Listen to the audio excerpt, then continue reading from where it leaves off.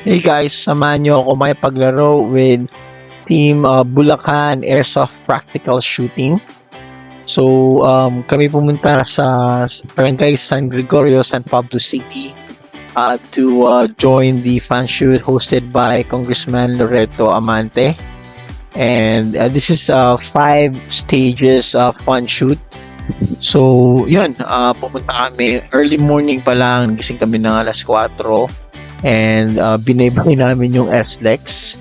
So yeah, yun lang yung way, I think, papunta doon. The easiest way papuntang San Pablo City. Medyo nagkaligaw-ligaw pa kami. So yun, stages. Stage 1, condition 1. Yan po sa picture. Stage 2, condition 1. Yan din sa picture. Stage 3, that is condition 2. So hindi nakakasa. Stage 4 is condition 2, and then yung stage 5, which is condition 3. So lahat hindi nakakasahan, labas yung magazine. So yun, this is the action video that I've got. Medyo mabilis lang ng konti para at least makita nyo kung paano natin tinahak yung stages nila. So, actually, napakaganda ng pagkakadesenyo ng mga stages nila. Easy, and then newbie-friendly or tire-friendly. So, yun, medyo marami akong errors dyan. So, yun, pagpasensyahan nyo na. So, yun, mga banat-banat pa. So, yes, this is hosted again by Congressman Loreto Amante. And this is possible with the help of Laguna Airsoft Practical Shooting.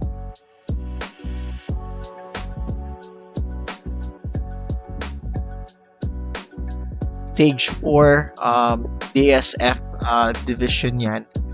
So, dalawa kasing in-entry ko.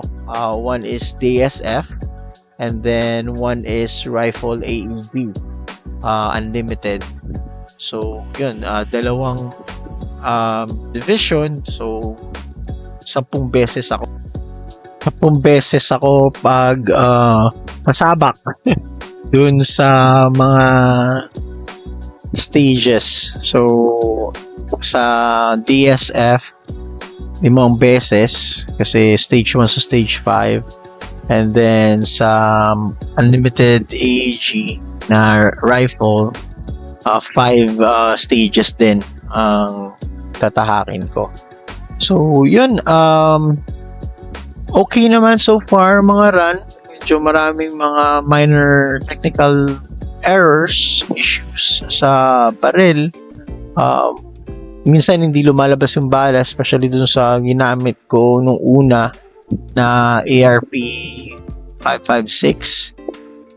Hindi lumalabas yung bala. So, nag-try akong mag-DSF muna. And then, inantay ko muna yung isa sa mga teammate ko na may dalang rifle matapos sa rifle niya. And then, I borrowed her rifle. So, thank you so much. Shout out kay Ma'am Hana. Salamat sa pagpahiram ng AEG rifle mo. And thank you so much. At least nakakiraos ko yung entry ko dun sa rifle. So yun, thank you so much guys. This is Team Bulacan APS. Yan ang picture namin. And then this is the group pic ng event. Thank you.